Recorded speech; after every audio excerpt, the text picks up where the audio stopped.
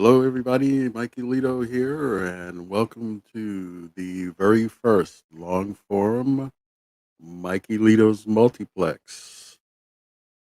This is going to be a show where we discuss all manner of fandom, pop culture, whatever it is, music, movies, books, games, whatever happens to be on my mind at the current time.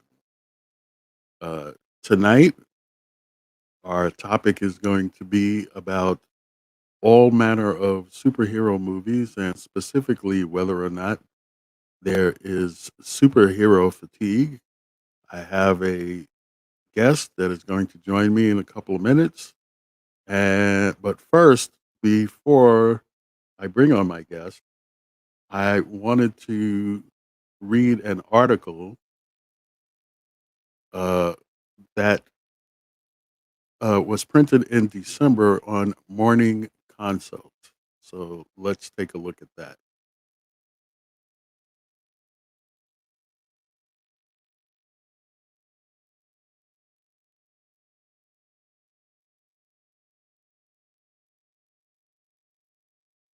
So it says most Americans still enjoy superhero movies, but more and more say they are getting tired of them.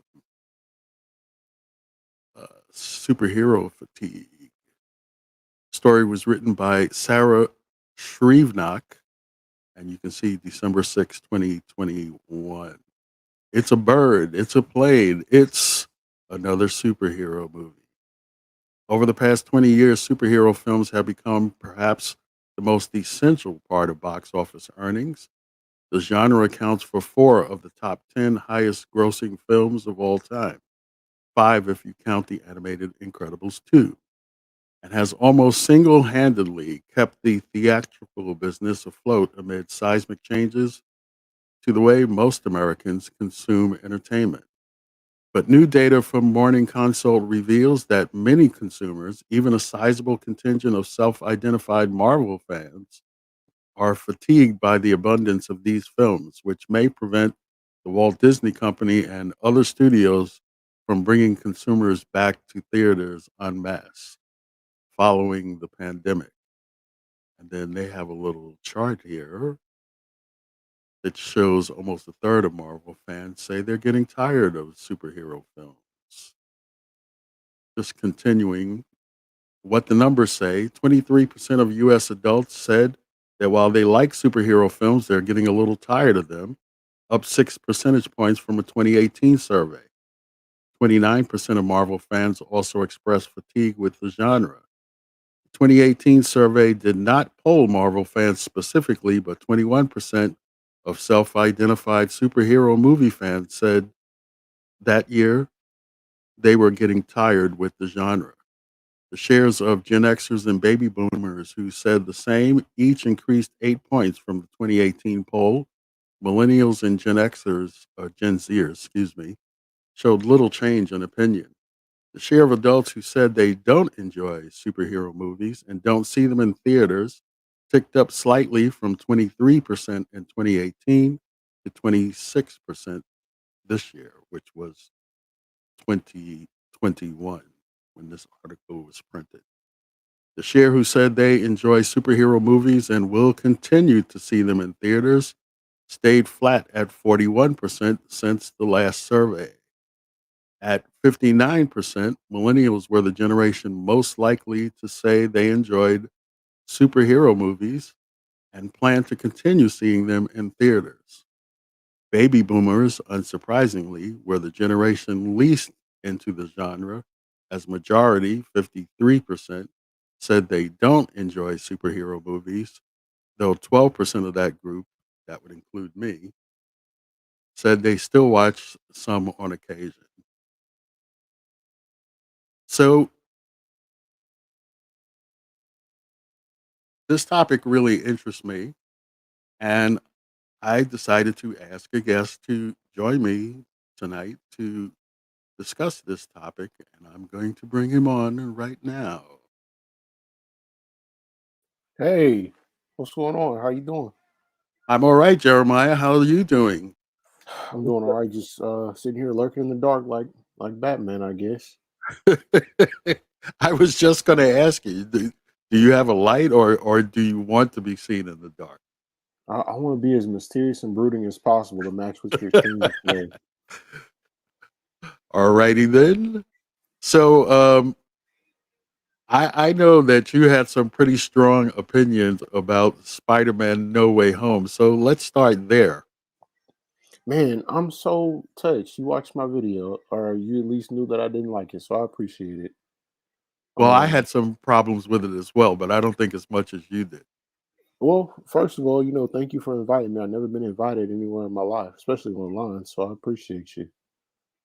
Um, It was my pleasure. when it comes to Spider-Man No Way Home, if you just want to start there and then kind of branch out to all superhero films as a whole, I think it's kind of a big symbol of what's going on with superhero films. It's really gimmicky. It's really long, and it's not really saying anything underneath the gimmick either. So it's gimmicky, long. It's not saying anything new, and it's repeating. I mean, we've all seen Spider-Man Into the Spider-Verse, or we're all aware of the animated film Spider-Man Into the Spider-Verse. So it doesn't really make any sense to go down Told the you I'm on same a path call. again. Yeah. So what's the point of doing it again and not as good? Because I don't think Ex- anyone would argue that this film is better than Into the Spider Verse, visually or narratively. I, So I I thought it was technically okay, but I had exactly the same problem with the film that you did. Everything that was in the movie we had seen before. Instead of and let me just remind the audience that uh, this is going to be spoilerific. I'm not going to not discuss spoilers.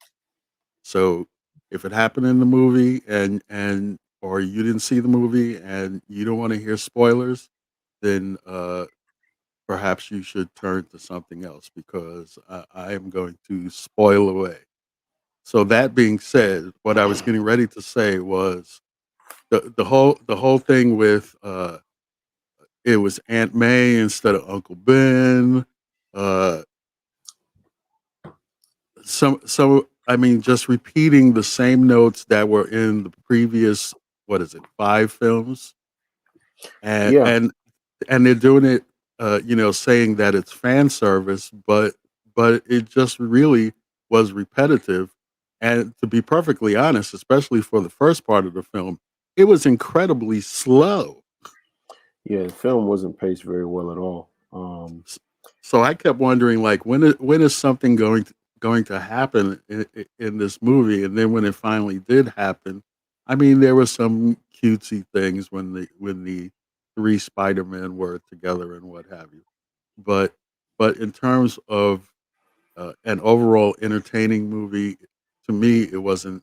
It was technically proficient, but it wasn't very entertaining. And on top of that, Yep. as far as I'm concerned, they've kind of written themselves into a corner. Because to me, I guess other people can accept the ending, but as far as I'm concerned, it doesn't make any sense. Yeah, no, you can go back and find an Aunt May from another timeline, or go find another Tony Stark, or find a way to make Zendaya remember who he is again. The thing about dipping into the time travel and the multiverse too much means that nothing means anything anymore. There are no stakes in the Exactly. stories anymore. Um, I'm surprised more people haven't given pushback to that overall.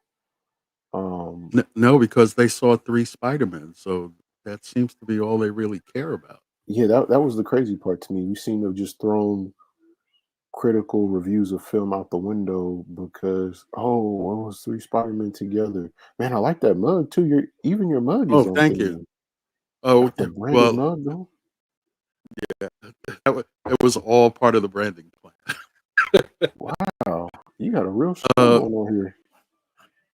I try. So looking back at last year, there was several pieces of content that went on.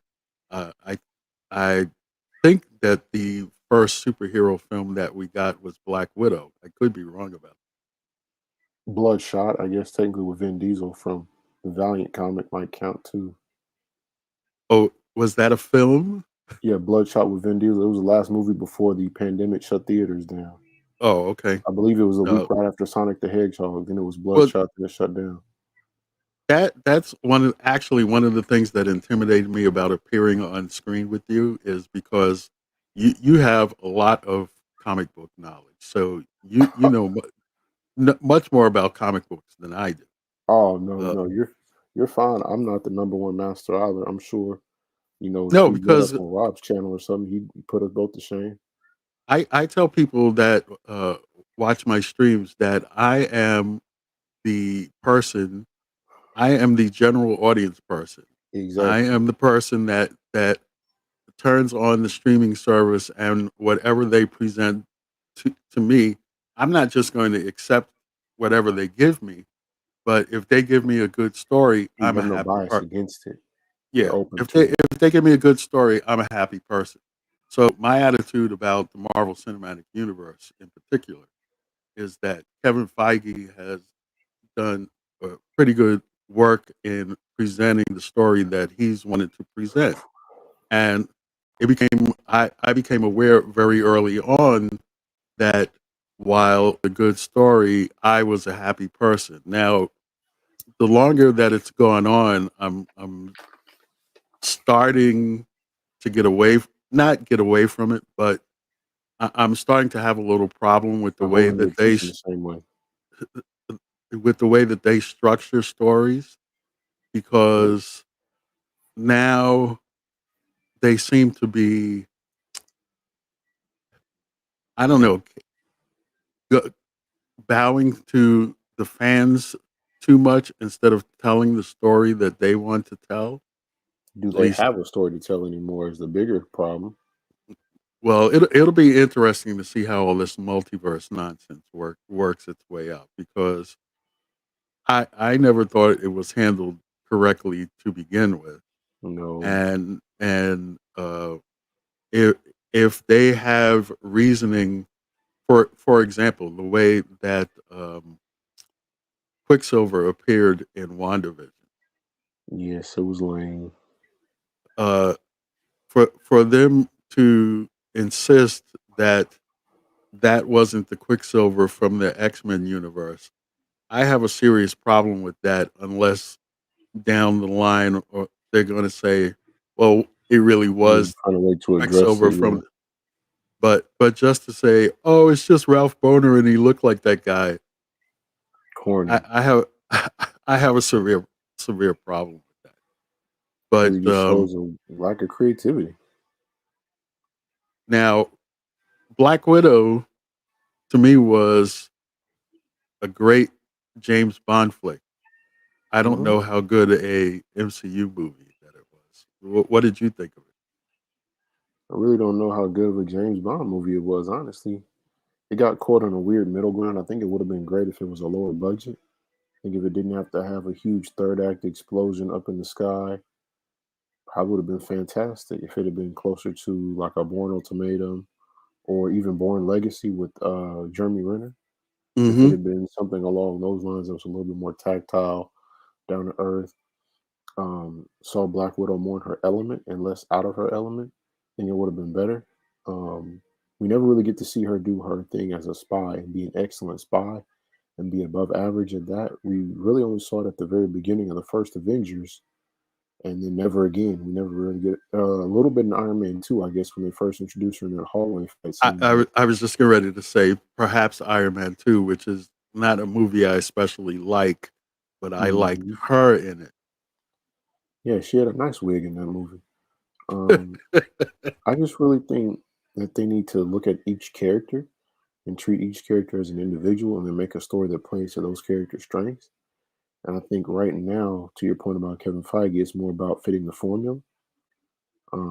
So And now that since you he's found a mentioned recipe, that, yeah, I have a certain opinion about uh, MCU character stories. I, I go for it. have I have the opinion that the MCU TV series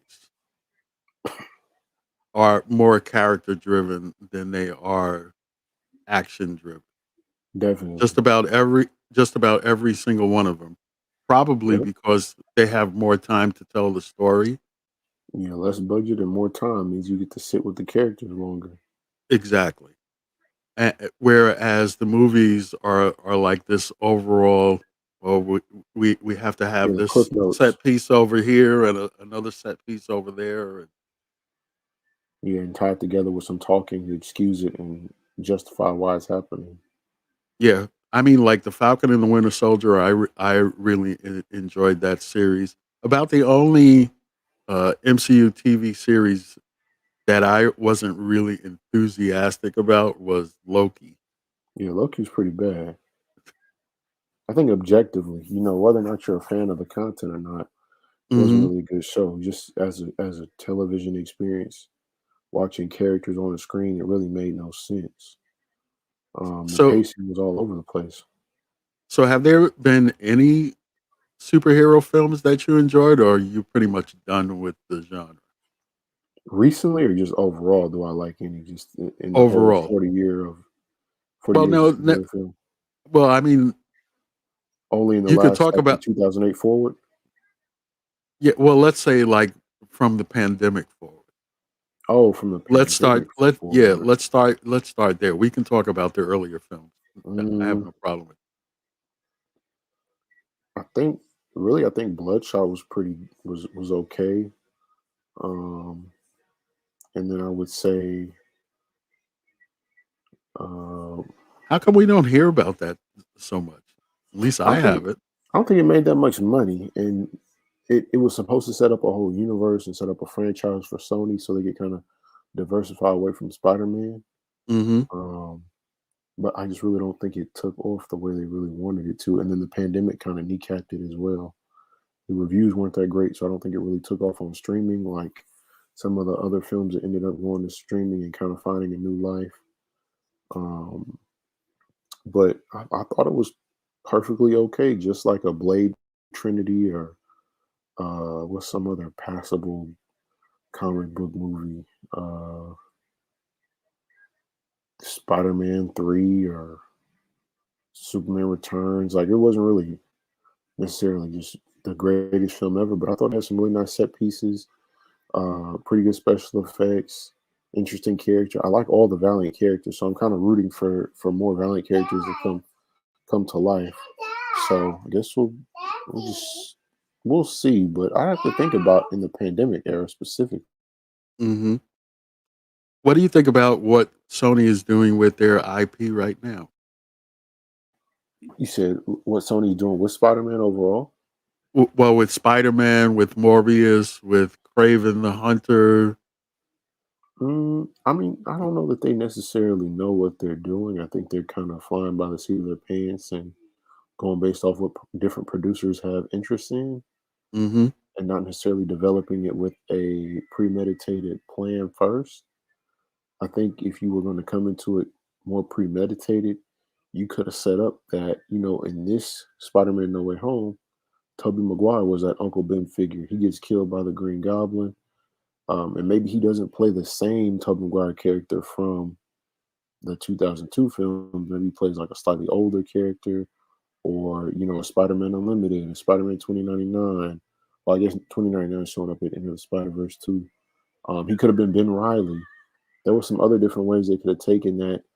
Um, Morbius could have been involved. Maybe he could have tried to save Aunt May after she'd been injured, or maybe he does save her so that Tobey Maguire's character can be that Uncle Ben figure. Um, there, they could have included Craven so they could have a Sinister Six. They had five villains in this movie, and Spider-Man is known for fighting a Sinister Six, but they never, like, they didn't maybe make Andrew Garfield Venom, and then it could have been six characters. They could have six villains. There are ways to have done it with the same group of characters and made it a little bit more I'm wondering creative. if that's what they're building up to because they introduced Venom. They're introducing Morbius next month. I think Mhm. Craven the Hunter is going to be introduced next year. Um, is it possible that that's what they're working up to, but just not? In other words, using the actors in the roles that we currently know them for, but and casting new actors as the villain, let's say. Yeah, they've definitely been building to the Sinister Six all along because Amy Pascal was trying to create that Sinister Six universe when Amazing Spider-Man 2 came out. Electro was in that movie, Rhino was in that movie. Of course, Green Goblin was in that movie as Harry Osborn. So they Hmm. were halfway there. And then they would have used the lizard, brought him back. That would have been four. So the next one would have been their final two, and they were going to introduce more characters kind of in that interim between Amazing Spider-Man 2 and 3. So a lot of the stuff we're seeing now is moving so fast. Like Morbius was able to get off the ground really quick and shot and then put in the post really quick. Then Craven was cast really quick because that was all things that were gestating for a long time anyway. So when they Right. got that new momentum with Homecoming, that was just that opportunity to just get the ball rolling, get the things started they already wanted, and the things they already had in motion could be solidified. Um, but I hope Are, it. I'm sorry. yeah, go ahead. No, go ahead. No, I was just gonna say I hope it becomes a little bit more premeditated as they get deeper into it. Are you surprised by how much Marvel Studios, a Walt Disney subsidiary, is allowing uh, the Sony studio to kind of dictate how Phase 4 is going? Well, they really have no choice. I mean, they do. They can just opt out entirely, but the fans would revolt. So Disney, I'm sure, is very unhappy about it. But at the end of the day, the only way Marvel could stay afloat in the '90s was to sell these characters to Sony, sell the characters to Fox, sell license the toy rights. Um, they were really trying to just stay as lean as possible Hmm. and make as much money from toy licensing and merchandising and TV and film uh, percentages as they could. So they signed really bad deals, which is why the only way for them to get those Fantastic Four and Fox characters back was to buy Fox. Um, the Hulk, can't have his own movie because that went to Universal, and there's a legal Right, rigmarole around that character, Submariner as well. So I believe Submariner is supposed to appear in Black Panther too, but he can't have his own movie. Hulk is supposed to, he can appear in Avengers movies, but can't have his own movies unless Universal's a part of him. So, and I'm sure they could buy those characters out, but it'd be a hefty buyout. right. Um, but when it comes to Spider-Man, there's no way to buy out because Sony's looking at 15-20 billion dollar character just to buy him now because that's licensing. That's all those deals in video games with the Spider-Man game that took off a few years ago. Now they're making the Miles Morales game. Oh, I'm sorry, the Miles Morales game just came out. Now they're making a part two to that. So Sony's exploiting the Spider-Man IP across all of its divisions, not just film. Right. They wouldn't just give it back to Marvel, or even just give it back to Marvel for $1 billion or $10 billion. You know what I mean? It wouldn't be something easy for Disney to acquire. Well, And they have made a deal with Disney on, well, what they call, I think yeah, a it's, financing deal for the films. no, I mean a content deal as far Oh, as for the licensing of the running character. yeah, for running the films. Yes, Uh, on Disney Plus. They go there after Netflix. Correct. Yep. Exactly. That's the deal that I'm referring to. I don't know exactly when it kicks in because nothing has appeared on Netflix yet. It So would it would be the very end. Disney gets them basically. They live on Disney after they've cycled through all their other obligations. So they go to Stars first, then from Stars to Netflix. Then after Netflix, their final window is on Disney Plus. Well, their final streaming home is on Disney Plus. right, But of course, they'll have their theatrical window first. Then from their theatrical window, they'll go to home video. But Spider-Man: No Way Home has been able to make the most money out of any pandemic film because it's not a Marvel film. Sony didn't want to go directly to a streaming service after 45 days, like Disney Plus did with Eternals or with Black Widow or with Shang-Chi. Those movies there was all no went reason. There was really no reason for them to because that thing was making exactly, oodles of money. exactly. And but even now with the Batman, which is doing really well, is going to end up on HBO Max in 45 days because they're trying to drive those HBO Max subscribers. Yeah, that actually, I was surprised when I saw that the Batman was coming to HBO Max so quickly because I'm still trying to arrange a second viewing Yeah, of that film, and it's like, well, maybe I don't need to because it's going to be on no, HBO yeah. Max in By a the couple time of I finally weeks. get some time to see it, might as well just wait another week or two. Right, exactly. Have you seen the Batman? Yes, sir. And what I did thought you it think was. of that? I thought it was good. I thought it was way better than Spider-Man No Way Home for sure. I would Yeah, definitely say, um, besides I liked it a Bloodshot. lot. I didn't really have a problem with Yeah, it, and I thought it was strong. It, I thought the score yeah. Michael Giacchino was, tore it up. He did fantastic. yeah, I thought it was just as important as any other component of the film. I mean, it really brought me into Yeah, the I would film. say it's the most important component. It's definitely the part that received the most universal praise. I think everybody was on the same page about that. And Giacchino sometimes is a little bit sleepy or kind of like goes by the numbers, so it's kind of hard to tell when he's going to phone it in and when he's going to really turn it up. And he came out Exactly. swinging with this movie. He is very often derivative, and I won't say that he wasn't derivative for that film, but he was derivative in sort of an original way. Uh, Yeah, he had some fun with this one. his Some of the Marvel themes movies, were he's asleep at the wheel. his themes were very strong. I Yep, caught a little yep, bit of, and I only know one other person that said this. He caught a little bit of John Barry from like the Bond films, the early definitely, Bond films. definitely. There were pieces of that in his score. I thought it was a really strong score, and it helped the movie a lot. It was a ton of fun. I really enjoyed the Elliot Goldenthal score from Batman Forever. I feel like that was a really underrated Batman score. Of course, everyone praises Danny Elfman's score. Hmm. Um, Hans Zimmer did an okay job. He had the memorable Batman Begins theme. And then Junkie XL did Batman versus Superman, and that was really neither here nor there. Um, I really can't remember too much of it, honestly. So I would definitely say Giacchino is in my top three. And like you said, it was all really memorable. It was all really bright. It was vibrant. It was comic book. It was dramatic. The music, I think, did actually a lot of heavy lifting in some places where the film itself might have not even been strong visually or strong narratively, but the musical swell could really get you there. For me, the water flooding thing took me out of the movie. I was completely baffled by that, especially if it turns into like a no man's land situation from the comics, which I Right. don't have a problem with no man's land, but to do it so early in this Batman's career kind of threw me. It could also be like a 0 year, which is another comic book series. Yeah, I More heard a recent lot of comic people book. refer to it as year one, year two. Exactly. There was the year one was centered around Batman kind of going after the mob, and it was a story by Frank Miller and David Mazzucchelli, which is kind of considered the seminal Batman story. It's Hmm. pretty much considered the prototypical Batman story, I guess you could say. Besides another one that was referenced, which is Long Halloween by Jeff Loeb and Tim Sale.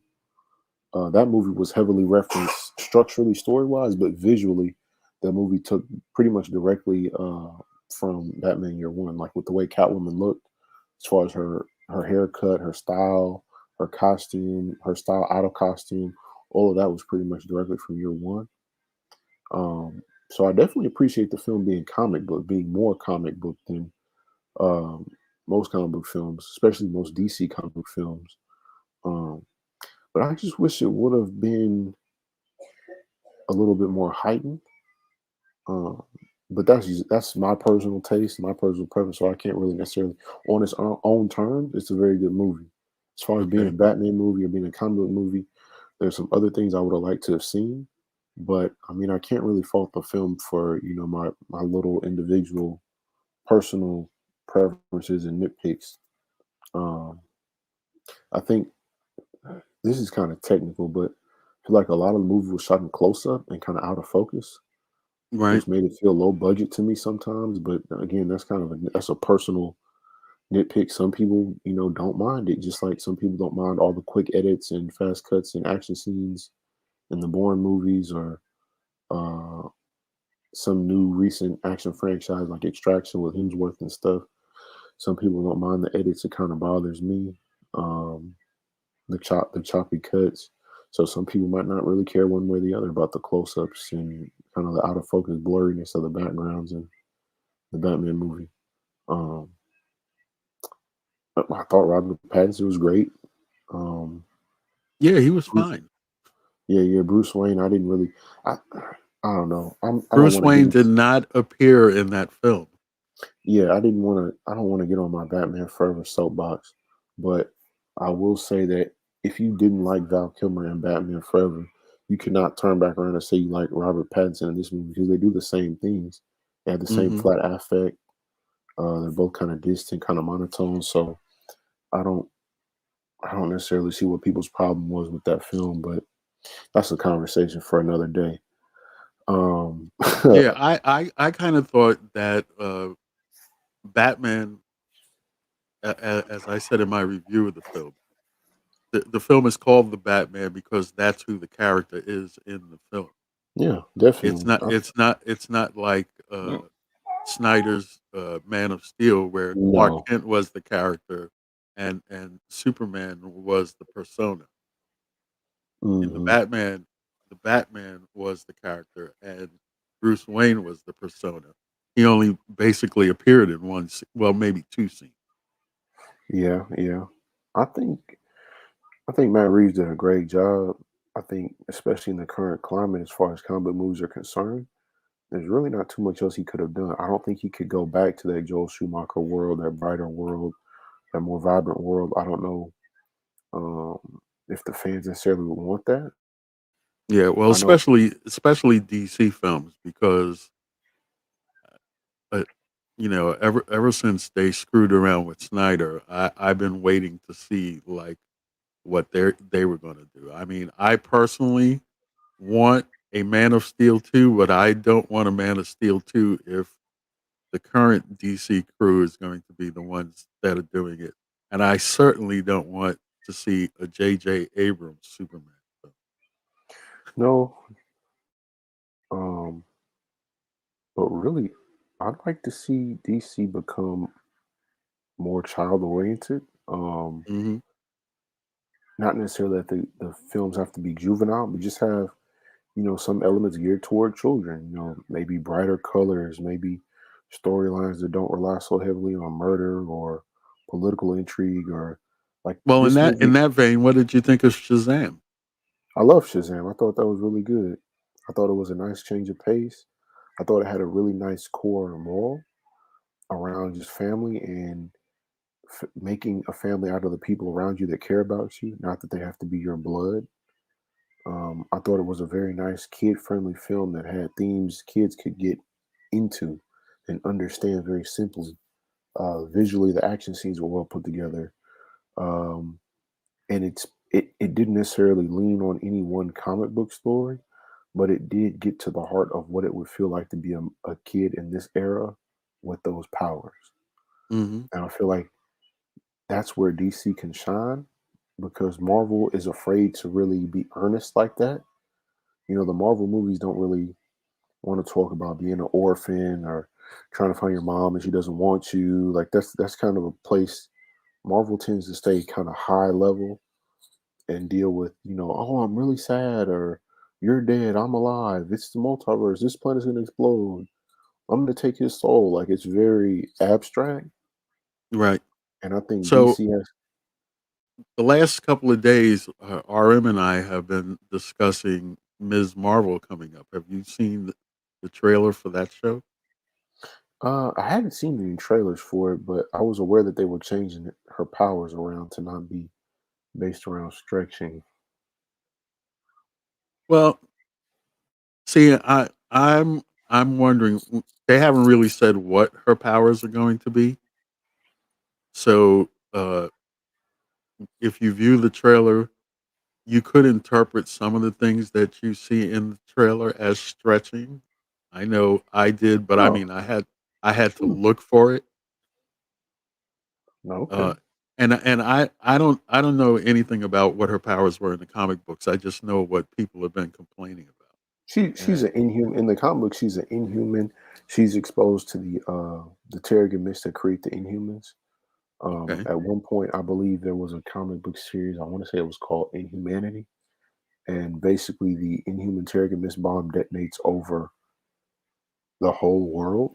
Um, it's supposed to be something that only Inhumans take as a part of a ritual once they reach adulthood, kind of in Jack okay, Kirby's original series. And they're supposed to be kind of the original life forms that were experimented upon and left alone by an alien race. And they kind of go to the moon to seek seclusion from regular humans. And the Terrigen Mist is a part of their culture. Um, but then legally, Marvel hadn't bought Fox yet, and they needed characters to kind of fill that mutant role. So editorially, the comic book creators were told to create a new version of mutation, basically. And Miss Marvel is one of those first characters that was born out of that edict to create more new mutants, but not, legally not mutants, but have the same kind of angst and be teenagers and confront these powers at a time when other people don't understand. Fill the same role as the X-Men, but legally not be called the X-Men. well, a lot of people seem to feel like Ms. Marvel is going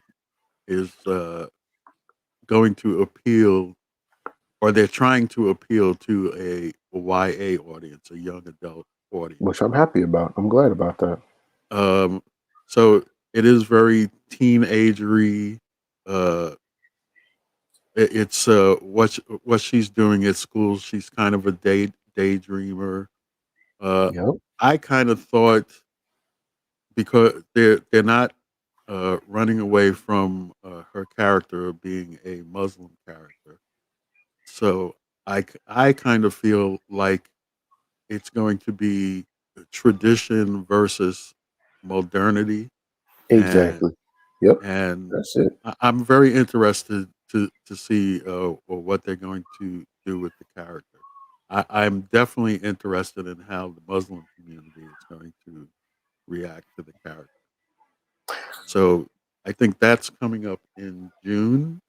I think it's Hmm. June 8th, and Soon. they're running trailers on YouTube and on Disney Plus. Hmm. Okay. And then in a couple of weeks we have Moon Knight, Yeah. Now which that's is one I'm also going excited to be. about. Say it again.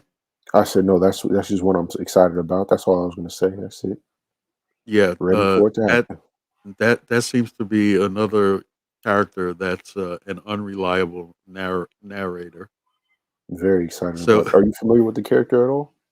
not at all. So whatever they Oh, you're present, gonna you're in for a treat.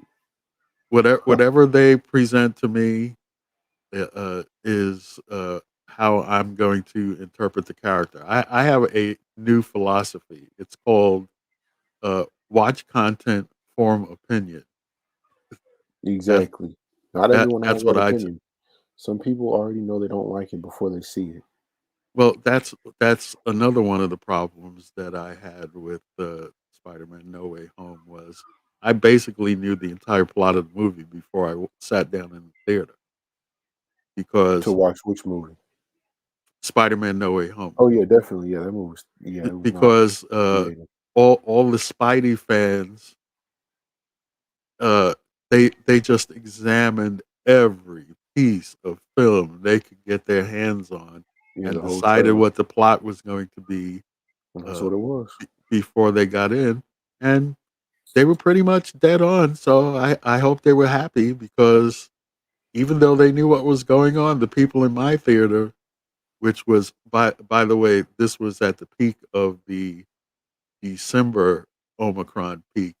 It was wall to wall people in the theater that I was in. And Spider-Man So is extremely popular. You can't really discredit his popularity across the country. It's hard to right, really understate how important Spider-Man is to an American audience, well, to an international audience. I mean, they love him in Japan. I believe in India, he's a pretty big character as well. yeah. So I'm definitely interested in Moon Knight and Ms. Marvel, and then after that, I believe we have Doctor Strange and the Yep. Multiverse of Madness, Yep. and I don't even think that it's going to end there because Nope.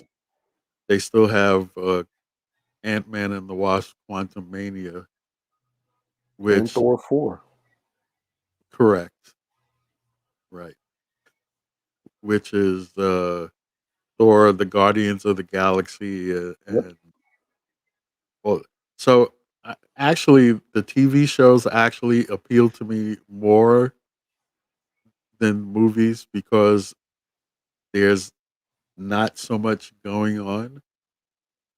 It's a chance for Mhm. them to like get into some character study with the individual characters. So I Yeah, find the it's TV needed. shows It's much definitely more needed. entertaining.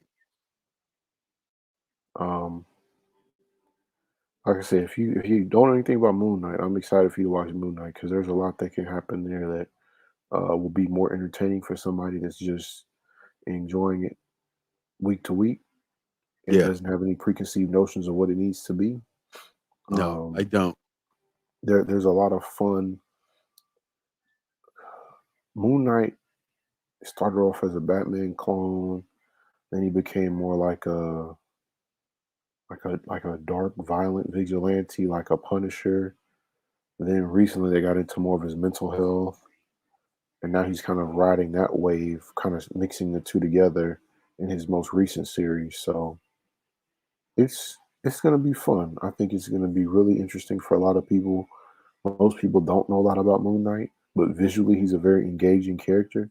I think they found a way to bring his armor to life in a fun way, where it could have been a little bit more generic. If you see his costume in the comics, definitely a chance it could be a little ridiculous, a little boring and monotone and flat, but they made it dynamic, gave it fun textures, picked a great actor. I'm excited overall. I'm excited to see Marvel get into Miss Marvel. I think they should broaden their audience. I mean, comic books are for kids at the end of the day. I think speaking to your article too, Right. the reason why millennials are willing to watch it no matter what is because they grew up watching it. You know, in 2008 they were fairly young. Here we are 10 years later, they're in coming into their adulthood. So it's just a part of their lives, a part of their societal culture, part of their just growth and development. It's really natural to go see it. Gen Z doesn't necessarily care as much. They don't have the same level of attachment, and baby boomers are definitely tired of it because Not um, this baby boomer. I love it. okay, well, in general, No, as a no, you're group, right. You're absolutely right. um, there are much more interesting films. Like The King Speaks or something they might want to watch, or even In the Heights, West Side Story. Um, Oh, now you hit on you hit no West Side Story. No, In the Heights, definitely. Tick Tick Boom, absolutely. yeah, Tick Tick Boom. Trying to That think of was some my other. favorite film of last year. Yeah, I still need to sit down and watch that. And that's the other thing that I didn't really like about Spider-Man: No Way Home. They wasted a really good actor in Andrew Garfield. Well, Um, that's why Tick Tick Boom was so popular with me was because I saw things in Andrew Garfield that I hadn't seen before, yeah, he's a dynamic actor. He's a really and interesting. He's and I had charismatic. no idea that he knew how to sing, and he keeps insisting that he didn't know how to sing, and that he only took vocal lessons after he got the part. Well, if that is true, and I don't believe anything he says after his publicity tour for No Way Home, Yeah. so so which also shows he's a good actor because I bought that lock, stock, and barrel. But uh, it if he didn't know how to sing and he took voice lessons afterwards, he did a fantastic job. And if you haven't seen it, you need to Okay. sit down and watch it because, to be perfectly honest, I started streaming. I had started or planned on started streaming last August, and Hmm. I did one. I have a after midnight stream because you and I both like the Midnighters so much Exactly. Yeah. that I started doing a stream called Live After Midnight. And so I did my first episode back on August the 25th, and I hated it. I absolutely hated what I did. It took me, I love watching my stuff. Hmm. It took me 3 days to watch that stream. Three, 3 days. Yeah, you got to get used to it. So, so when I saw Tick Tick Boom, it actually motivated me to like, oh, To go just to back hell and with it. do it. Yeah, Just go and do it. Dive into it. You're not a professional, so that's you awesome. get better. You get better the more that you do it. So I, I I've been scheduling streams at least once a week since February. Uh, Man, I that's had awesome. planned I had planned on starting in January, but I decided in February, just throw it out there, and sometimes it's going to be good, sometimes I'm going to be happy with it, sometimes I'm not, but it's important to do it and get out there. And I have definitely wanted to talk to you for a long time, and I've been watching your streams, and Yeah, I'm bad about mine. I'm sorry. Mine are super just get rid of the inconsistent. old ones. I mean, not the ones that you actually did, the ones that you have scheduled Yeah. that you didn't do. I have one that I can't get rid of that I scheduled it, and now I can't even find it to get rid of it. But Oh, it that's crazy. doesn't seem to be causing any problem. I guess I could contact YouTube and say, hey, where's the stream? But anyway, um, Eternals. Did you see Eternals? No, I never watched it. It didn't look like anything I wanted to really watch, so skipped on it. And it also looked gimmicky, so I didn't really have any urge. Did you like it though, or have you seen it? I'll watch it if you say it's good. I did like it. Disney Plus ran a background feature on the film, Hmm. and I liked the film even more after I watched the Oh, the background feature. behind the scenes But on it, yeah. I'm kind of easy to please. I mean, if it has, I mean, Marvel is much better than modern Star Trek. Hmm. I mean, modern Star Trek just will set me off. I mean, I saw 2 episodes this morning. I'm going like, why am I wasting my time with this crap? It's triggering. Don't get triggered by it. Keep it So, together. yeah, Eternals wasn't too bad, and uh, they attempted to set up Blade, but I mean, Interesting. it's not worth watching the film just to see how they set up Blade, because it's just a post credit scene. Hmm. But That's but interesting. but they did put the connection in there, and I'm trying to think. Well, I love Oh, Blade, Shang so that Chi makes was sense. the other film. Yeah. Did you watch Shang Chi? Man, I was so ready to enjoy Shang-Chi, Mm-hmm. but man, the ending of that movie was terrible to me. It's one of the worst superhero movie endings I've ever seen in my life. It was really, really bad. But I love the entire movie up until him and his father have their final confrontation. Then when the big dragons come out and they're trying to Right. close the portal, they're trying to fight it. It was terrible. It didn't make any sense. It just came out of nowhere. Because So I thought so the movie basic was ending and it had two endings. yeah, basically, I'd say a good 2/3 of the film was character driven, and Exactly. like the story between his father and mother, as far as I was concerned, that was completely unexpected, and it definitely drew me in. Yep. But I know what you're talking about. Once it got to the part to where they were protecting the Yeah, ancestral the astral village, plane. Yeah. you know, Then it then it got was something terrible. else. I'm trying to think. Oh, it was somebody else suggested it, but I did think they did Mystical better than Iron Fist did it. The Iron Fist Netflix television show. Yeah, Yeah, that was terrible. That was unwatchably bad. Yes, exactly. That might Exactly. be one of the worst things ever But been filmed. but it covers some of the same territory, but I thought Shang-Chi did it better. Well, honestly, Iron Fist as a television show really wouldn't make any sense because the character wasn't invented to uh parody that. The character was invented more as a Bruce Lee parody. Mhm. So it would never really hold up to being big, long stretches of character development over time because there's not a lot to dig into with the Danny Rand character.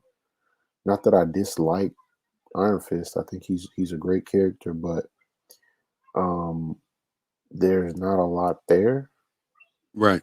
because he's just an archetype. Um Now there are some interesting things that happen when like Orson Randall gets introduced and you get into looking at all the Iron Fists throughout history because he has people to play off of that don't have the same personality as him. Right. um it makes for a more dynamic group of characters and a more dynamic story. But by himself and at that lower budget, it's not it's just not playing to his strengths as a character. If they had maybe kept it shorter, done something like a John Wick, just a little bit tighter. Right. Even if they just made it 3 episodes instead of what was it, 8? I think it was 2 seasons even too, so like 16 episodes. I don't think there No, he only got one it season. was only 1 season. Oh, Yeah, he okay. only got one. Because people That must have been universally, Punisher that got a second season then, huh? um, they Punisher and Jessica Jones. Jessica Jones got 3 seasons. Daredevil got 3 seasons. I never saw the third season of Jessica Jones. I saw seasons 1 and 2, Luke Cage season 1, Daredevil season 1, 2, and 3. Yeah, And that's it. Punisher got 2 Yeah, I seasons, saw and both Luke seasons of Cage got Punisher. 2 seasons. I only saw the first Luke Cage season. But Iron Fist only got 1 season, You know to the what? He best was in of the my Defenders. memory. That's what it was. He went into the Yes, Defenders and correct. that. Okay, yeah, yeah, yeah. No, there's not enough there. Um, and I just, like I said, I hope the focus goes back to the characters, not trying to fit. Oh, we have to have 6 episodes. We have to have 8 episodes. We have to have a group come together at the end called the Defenders. Um, because the thing about that is, I'm okay with trying to make your characters fit your agenda, but I also think you have to pick the right character. So if they Right. wanted to do a 6 episode series or 8 episode series, Iron Fist isn't that character. That's Shang-Chi. Shang-Chi would have been that character with enough backstory, enough potential. Well, Um, apparently they probably picked, Iron Fist because it's my understanding, I would know, that, him and Luke Cage hooked up in the comics exactly. as Yep. Yep. heroes for hire. You're correct. Um, but I don't think Luke Cage necessarily needed to have a show. He could, and of course it was good. But Well, the first 8 episodes. yeah, I never saw what it turned into in season 2, so I can only imagine. But um, Iron Fist could have shown up in season 2 of that, and it could have just been a Luke Cage and Iron Fist show within the Luke Cage show, Mhm. and it could have just been more about them together as a group, and it would have made season 2 of that show stronger. And season 1 of Iron Fist could have just been actually incorporated into that storyline, so they wouldn't have to pad it as much. Um, I think again you have to go back to, is this what's best for the character? And I think if it's not what's best for the character, you can just find another character. Marvel's huge, DC is huge. You don't have to try to turn Batman into Rorschach, which is sometimes I feel like where we're going with that character. Yeah, I understand Or exactly what you're saying. They have a huge character base to exactly. rely on. So just find characters that fit. I think James Gunn really did an interesting job with the Peacemaker show. I have to finish watching it. I've only watched I've only watched the first half of Peacemaker and the whole Suicide Squad movie, but Right.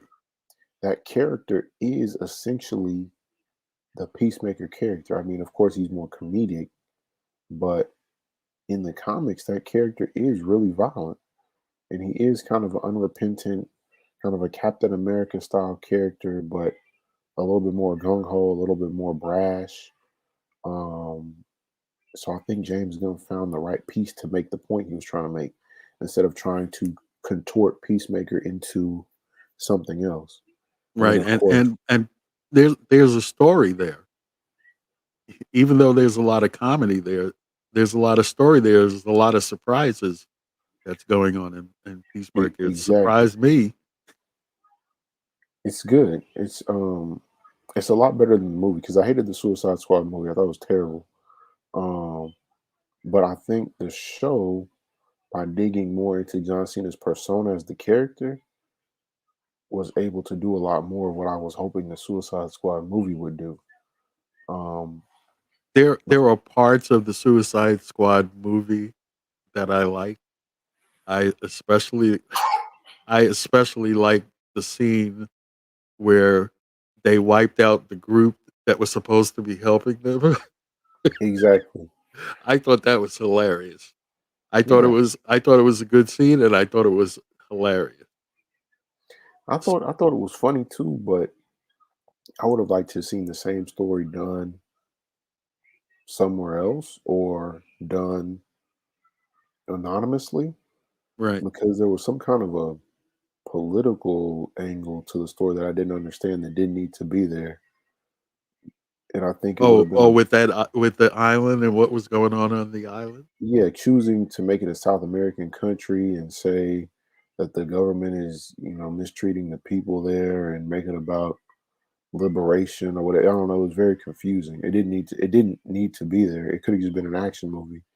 So lumping a political commentary in didn't really, well, one, it wasn't a good political commentary, and two, it didn't need to be in the movie at all in general. So I just really didn't. I didn't get that, and trying to use Starro as kind of like an allegory for American interests abroad, and it was kind of clumsy. I didn't really understand. I had to watch it twice to get it to Starro. Yeah, yeah, and also Starro wasn't a good villain for the Suicide Squad. It should have been like a Deathstroke, the Terminator, or I believe in originally it was going to be Supergirl. That would have made more Mhm. sense too. Um, just, yeah, I mean, there's so many other things. It could have been Brainiac. Could have been Bizarro. It could have been KG Beast. It could have been Amazo. Like, there are a lot of different lower level characters that could have just been more of a physical challenge, Right. because the Suicide Squad is more about that overwhelming physical force, weapons and guns, and low level superpowers. So fighting a Starro, that's more of a Justice League character, and Starro first appeared with the Justice League, so it doesn't really make sense to throw the character in here at the end, kind of as an afterthought, like he's not that powerful, when Star's actually one of the more powerful characters in the whole DC pantheon, really. Is there anything DC that you're looking forward to? Yeah, actually, I like DC more than I like Marvel, honestly. Like, I like the Aquaman movie a lot. Mhm. That's one of my favorite superhero movies. I like Shazam a lot. That's one of my favorite. I like Shazam and Aquaman more than any other Marvel movie besides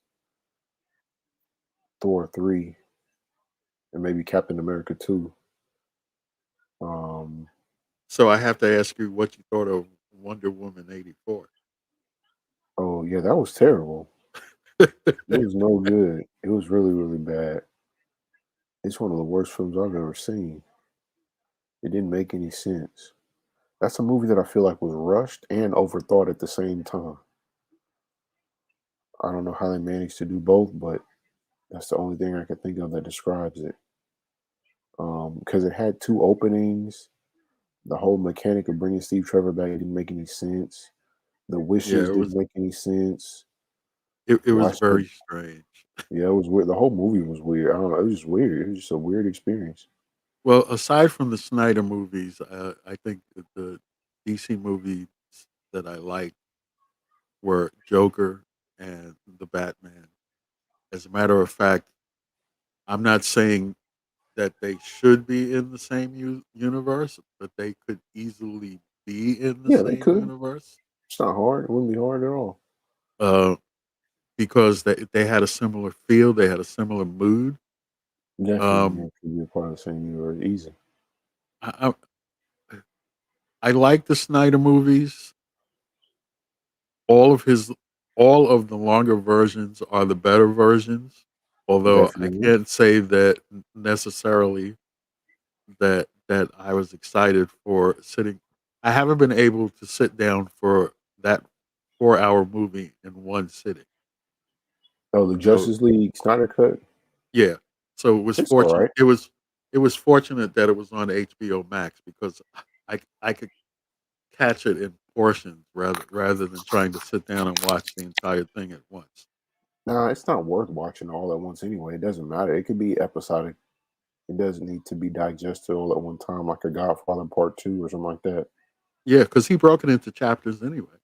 Exactly. So it was broke. It was broken out so you could take a break and stretch your legs and take a nap and come back and do something, write a book or think about your life and then return. And then I'm not sure how I feel about Black Adam. Not because Um, it's Black Adam, but because it's Dwayne Johnson. yeah, Black Adam is kind of like that movie Uncharted. I don't know if you know about the Mark Wahlberg, uh, I know Tom about it. Holland I movie. haven't seen it yet. That's another Yeah, film that I've been trying to get into the theaters to see. I haven't seen it either, but originally Mark Wahlberg was supposed to be the lead, Right. but because it took so long to be made, he got kind of moved up to the mentor figure, and they brought in a younger guy to be Nathan Drake. And I think something similar might have needed to happen with Black Adam, or maybe Dwayne Johnson becomes either the original Black Adam or maybe the new Wizard Shazam, and then they bring in a younger person to actually be the Black Adam hero. Hmm. And I think his persona could be a little bit distracting. But the character is great, and I think he fits the character, but he's also been trying to get the movie made for 20 years. Wow. I So didn't realize that. yeah, The Rock has been trying to be Black Adam since at least okay, well at the maybe at least 15 years. Because I know he was working on it around the same time as Superman Returns and the original Justice League movies with George Miller. So he's been hard at work. He found that character. I believe his producers brought it to him a long time ago, and he really locked in and saw a lot of potential for himself in the role and kept fighting for it. And it would keep getting close to getting made and then get dropped off and get close and get dropped off. So he finally now has the clout to really push it and force the issue. Right. Um, and I hope it's good. I wish he had waited around for a better director, but at the same time, I understand that he just wanted to get it shot. So just whatever it took to get the movie made and get it out, because if he waited too long, they might get cold feet and pull out again. Um, but I do think with maybe a little bit more visual style and a little bit stronger of a script, he probably could have had, one of the best superhero films of all time. Whereas right now, I think he's just coming out with another one of his summer movies, like a Rampage or San Andreas or Right. uh, just one of his standard popcorn movies. So, I Yeah. mean, One of it my is what it is. recent favorites was Skyscraper, only Yeah, yeah, because I'm skyscraper, a skyscraper. I- Another one. I'm a former IT guy, so I enjoy that the whole premise of the movie is turn it off and turn it back on. Yeah, skyscraper was actually pretty all right. I don't have anything against the Dwayne Johnson kind of, I guess, different diehards. Dwayne Johnson diehard in a monster movie, or Dwayne Johnson diehard in a skyscraper, diehard with the natural disaster or whatever. I have nothing against him, but I just wish he were a little bit more thoughtful about the roles, Right. because he's a good actor, but he's never really gotten that great Dirty Harry or The Fugitive or even like No Country for Old Men that Josh Brolin got to do. Okay. Um, a character in a role, Benicio del Toro in Sicario, something where you become kind of iconic in the role, and Right. also the movie is good. The Rock doesn't have that one iconic film where the We're movie an was actual great. breakthrough dramatic role. Yeah, either a breakthrough dramatic role or a really solid action movie that's super rewatchable. He hasn't made that rewatchable action hit like a Die Hard, like a Fugitive, like who else has it? Like a John Wick. Hmm. Um, what else? The Raid. Um, he has the potential to be one of those, or even Fast and Furious, like the Fast and Furious 5 or 6. He has the potential to make one of those himself, but I think he's a little impatient and he's more of a businessman and he knows if he just puts a movie out there, people will watch it. Exactly. Like something like Central Intelligence could have took him over the top, but he didn't really take advantage of those opportunities and just wanted something to come out.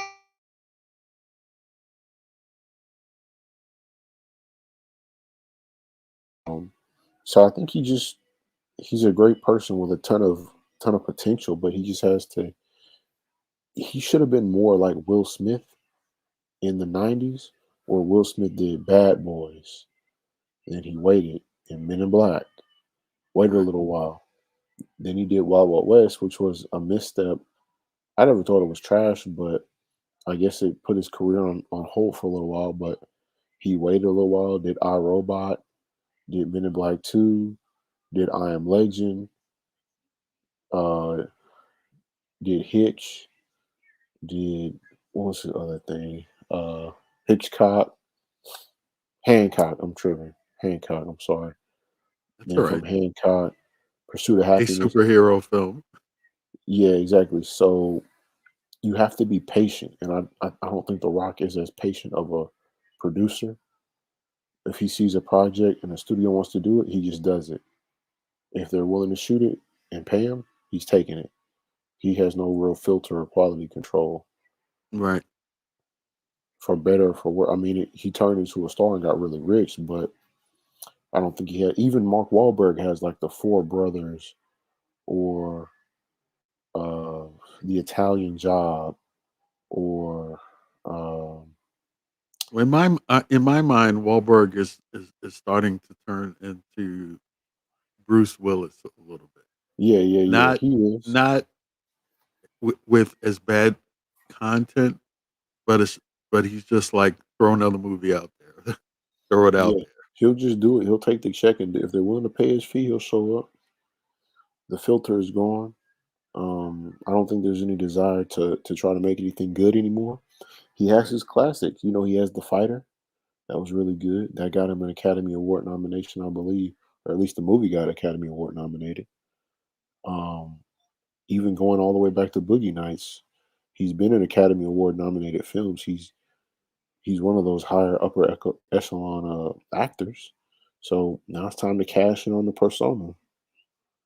Well, speaking of the Academy Awards, I Hmm. wasn't going to ask you about that, but since it's coming up on Sunday, you have any interest whatsoever in the Academy It's Awards? coming on this Sunday. This tomorrow, or in 3 days, 4 days. Yeah, I thought so.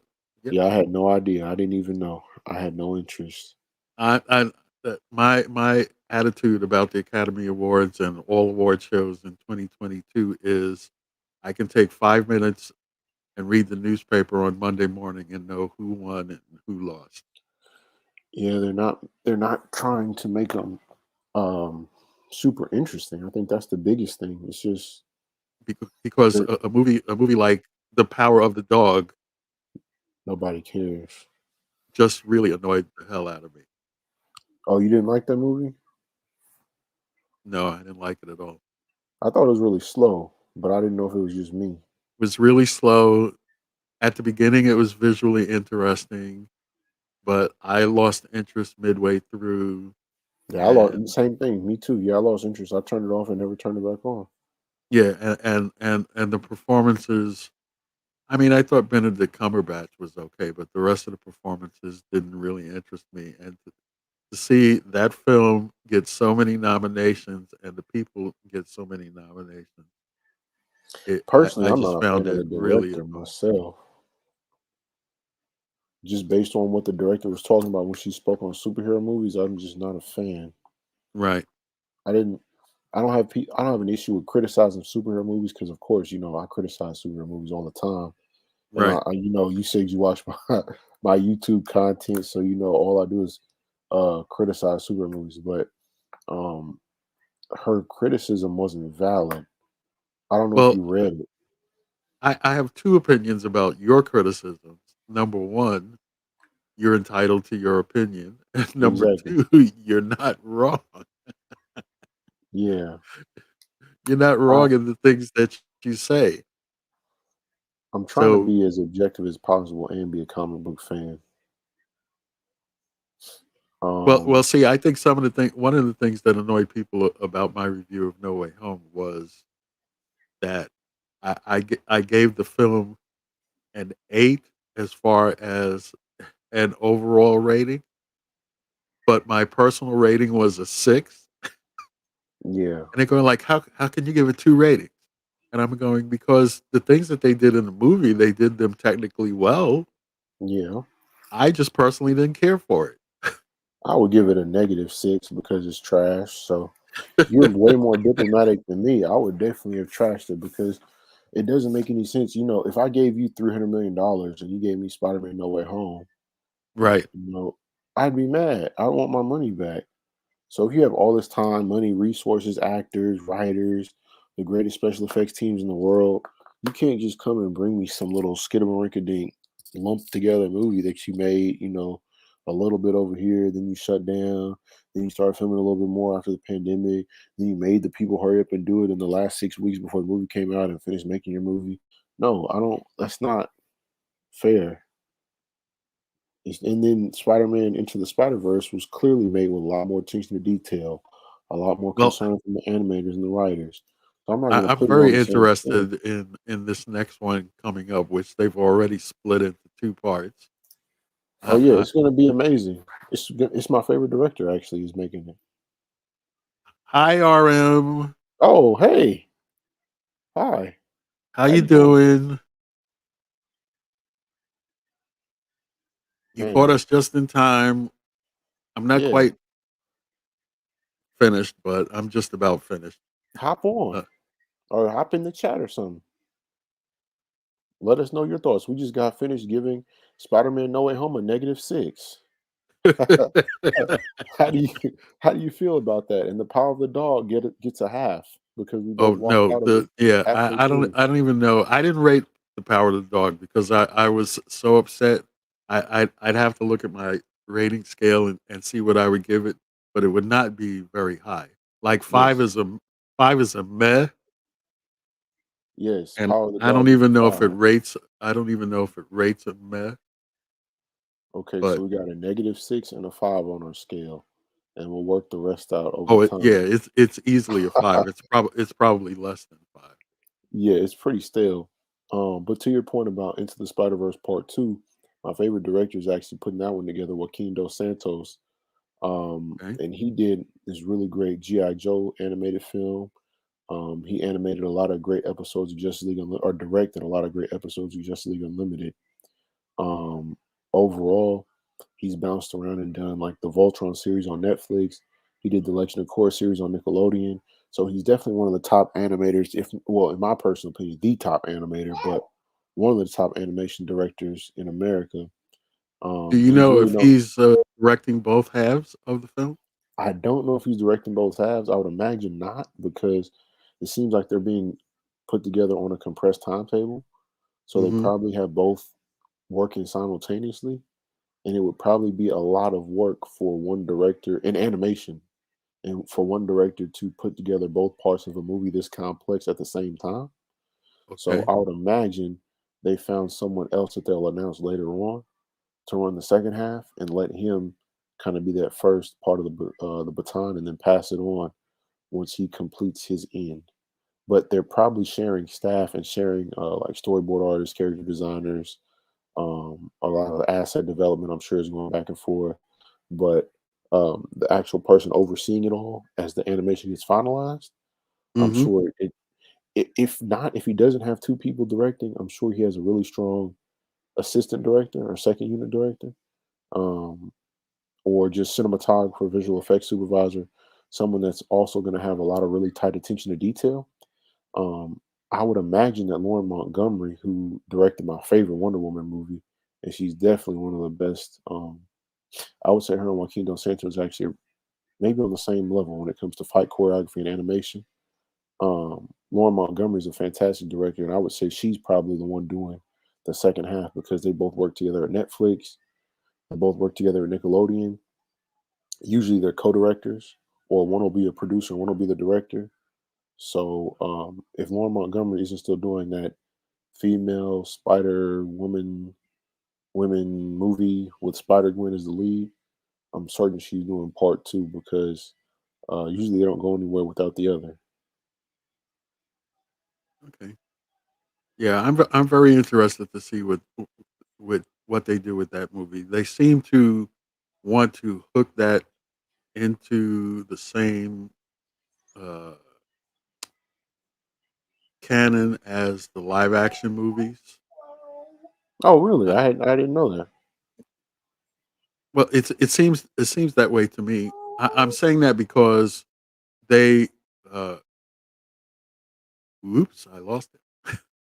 Uh, they use their uh, mid credit scenes and their post credit scenes, and they intersperse them in between the live action movies and the Really? animation. That's Yeah, I they hope they do that. That'd be really exciting. so it'll be interesting. And I've been hearing a lot of noise about Miles Morales lately. So I'm talking I'm about a very live curious to see who action they Miles pick. Morales. Yeah, I'm curious to see who they pick for a live action Miles Morales movie. So it'll be interesting to see how that develops. I'm excited.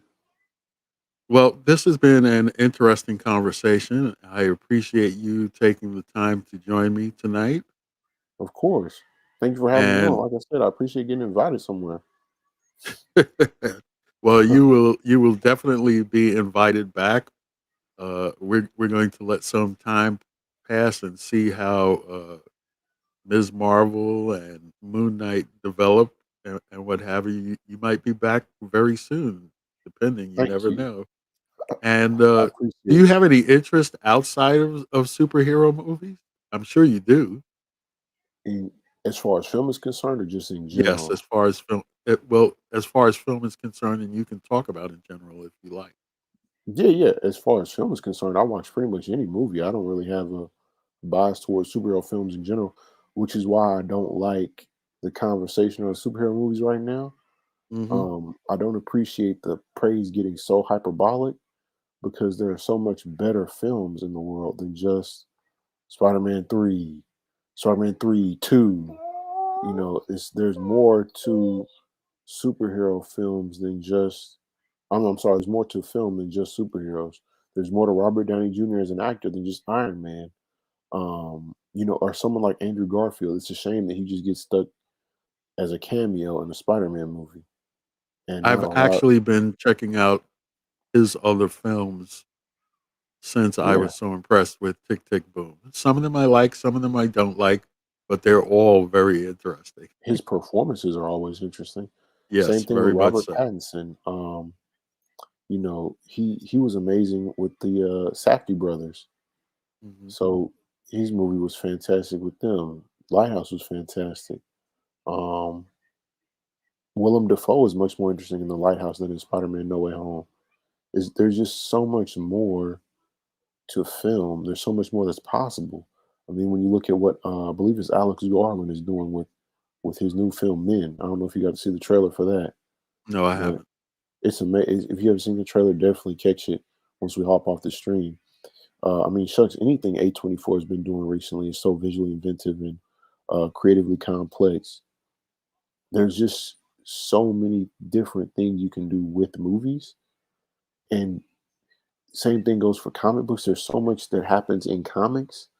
Um, as far as Marvel and DC are concerned, there's a lot of fun stuff to get into, and Well, there are a lot of one of the things I was discussing with RM earlier in the week was that uh, some of some of the comic book film content has now encouraged me to want to go to a comic book store and start checking out what is available, There's a uh, lot of great you stuff know, out there. in the printed matter. Just to see, we do have a local comic book store in town down on Main Street, Yeah, there's a and lot to learn. Well, I get definitely in would there, be get in there. interested in checking that out. Okay, you need to wait. You need to wait. Yeah, there's a lot of really good stuff. And I think the biggest element that is really missing is embracing the comic book Hmm. and embracing the film component. I think with Spider-Man No Way Home or Black Widow, we end up kind of trying to meet in the middle and make something that is kind of comic book and kind of a movie. Right. And we're never going to reach the heights of a Godfather or a Jaws or a Raiders of the Lost Ark or a Fugitive unless you allow it to be a narrative, a visually narrative film, unless you allow the actors to, really give their all and perform and not focus on the CGI and the cartoon elements, the 3D elements of it. And you have to be willing to embrace the comic book. So if you want to do a multiverse thing, let it go, completely off into the multiverse realm, like a Evil Dead or like a cabin in the woods. Let it be completely wacky. So Right. you have to find that sweet spot. It's not enough to make it a movie.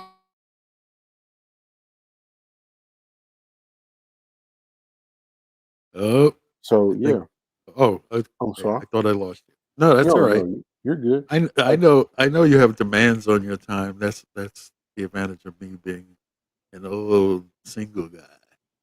Um, yeah, so anyway, thanks for joining me. no problem. Uh, thanks for taking the time. And as I said, I will have you back because I found our conversation very interesting. It's interesting that you mentioned the Godfather because even though this has nothing to do with comic book films or TV, I, I was so annoyed with the book of Boba Fett. I said that like the last chapter, the last episode had to be like Godfather level in order to redeem Yeah, itself, to redeem it. but I'm gonna have to didn't work watch it out. now. I'm excited to see how Uh, bad it is. it's let's put it this let's put it this way. Have you been watching Disney Plus Star Wars content? hmm I like the Mandalorian a lot. Okay, so it'll be interesting to see what you say. Contact me when you have watched the entire book of Boba Fett, and then we can have a discussion about it because I've only I think watched the that first two episodes, so I'll look forward to having a discussion on the whole series. yeah, I th- I think it would be very interesting. Anyway, so I am going to place the link to your channel in the description of this video, Oh, now I gotta and go make a video. uh, do you have any other thing that you would like to promote? No, you're fine. Like I said, I need to go make a new YouTube video now because I haven't made one in a while. Ever since my Spider-Man No Way Home rant trilogy, I have to, I got to go find something else to talk about so people can watch me if they see me here. Okay. Well, again, thanks for joining me. And just well, actually, you don't have to hang out backstage if you want to, because I see you have demands on your time I'll and what hang have you. out. But I will definitely be in touch. And if you hang out, I will talk to you in just a few minutes. All right. Okay. Yeah, I'll wait for a little while. Okay. So everybody, thanks for joining me for this discussion on superhero films, and we went a little bit beyond that, talking about just all things going on in the world of entertainment. Uh, you can catch me on this channel at Mikeylito.live, and you can catch me on my leisure blog at Mikeylito.blog.